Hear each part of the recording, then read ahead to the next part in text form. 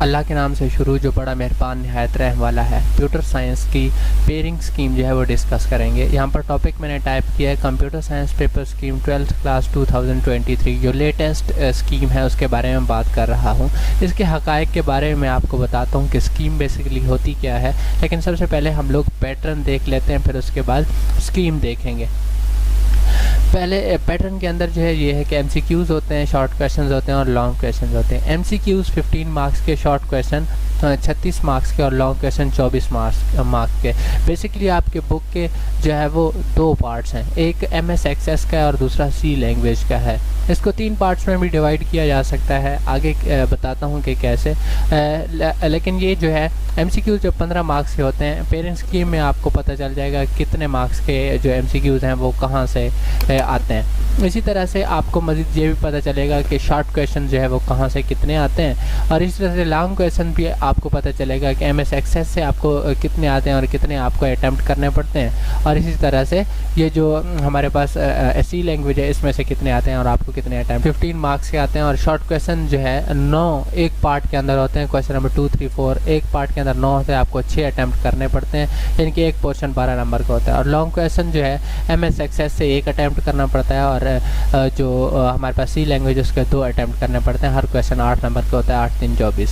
तो अब scheme discuss कर लेते हैं। यहाँ पर सबसे पहले एमसीक्यूज़ देख लेते हैं कि भाई कौन से चैप्टर में से कितने आते हैं। इसको आप रीड कर लें, इधर चैप्टर नंबर लिखा हुआ है, यहाँ पर आपको नज़र आ रहा है। यहाँ पर कितने एमसीक्यूज़ चैप्टर से आते हैं वो लिखे हुए हैं, किसी में 0 है, किसी में 1 और किसी में 2 है। अब हम लोग शॉर्ट क्वेश्चन की जाने बढ़ते हैं। यहाँ पर नीचे शॉर्ट क्वेश्चन मैंने टाइप किए हैं। क्वेश्चन नंबर 2, 3 और 4 एक पार्ट के अंदर जो है 9 क्वेश्चन दिए होते हैं, 6 अटैम्प्ट करने होते हैं, हर क्वेश्चन 2 नंबर का होता है। 6 × 2 = 12, यानी कि एक पार्ट 12 मार्क्स का होता है। चैप्टर नंबर ये लिखे हुए हैं, 7 चैप्टर में से पहला पोर्शन आता है, किसी में से 2, किसी में से 1, और यही क्वेश्चन आते हैं। ये आप देख लें, लिखा हुआ आपके सामने। क्वेश्चन नंबर 3 की जाने बढ़े अगर हम लोग, तो यहाँ पर आपको क्वेश्चन नंबर 3 नज़र आ रहा है। इसमें से जो है चैप्टर 11, 12, 13 और 14 में से क्वेश्चन आते हैं। 3, 3, 2 और 1 यहाँ पर आपके सामने लिखे हुए हैं, देख लीजिए आप। आगे क्वेश्चन नंबर 4 है जिसको हम लोग डिस्कस करते हैं। इसमें 8, 9 और 10 चैप्टर में से क्वेश्चन आते हैं।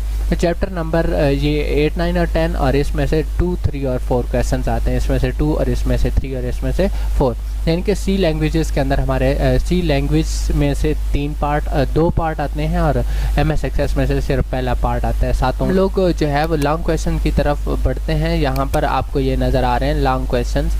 एमएस एक्सेस में से एक पार्ट होता है और एक पार्ट हमारे पास सी लैंग्वेज के अंदर से होता है। एमएस एक्सेस में से 1 क्वेश्चन अटैम्प्ट करना होता है, और सी लैंग्वेज में 2 क्वेश्चन अटैम्प्ट करने होते हैं, जो मैं आपको आगे बताता हूँ। अब स्कीम के लिहाज से ये देखना है कि कौन से चैप्टर में से कितने क्वेश्चन आते हैं। क्वेश्चन नंबर 5 में से चैप्टर 1 और चैप्टर 3 में से, इन दोनों में से एक क्वेश्चन जो है वो आएगा। बहुत ही आसान चैप्टर है। और आगे है क्वेश्चन नंबर 6, ये भी एमएस एक्सेस का है, 6 और 7, क्योंकि आपको पहला पार्ट पता है कि जो 7 चैप्टर हैं वो एमएस एक्सेस के हैं। पहले जो 4 चैप्टर हैं वो थ्योरेटिकल आपको समझाते हैं, और अगले 3 चैप्टर प्रैक्टिकल के रिलेटेड है। यानी कि मैंने आपको बताया था कि हम इसको 3 पार्ट्स में भी बुक को डिवाइड कर सकते हैं। वो यही है कि पहले बुक का पहला 4 चैप्टर जो हैं वो एमएस एक्सेस की थ्योरी है, और फिर प्रैक्टिकल अगले 3 हैं, और अगले जो 8 चैप्टर हैं वो सी लैंग्वेज के अंदर प्रोग्रामिंग है। अगर यही प्रोग्रामिंग आप सीख लेते हैं तो आप किसी भी लैंग्वेज के सिंटैक्स समझ के आप प्रोग्रामिंग अपनी स्ट्रॉन्ग लॉजिक के साथ जो है वो कर सकते हैं। अगर आपका कोई क्वेश्चन है तो आप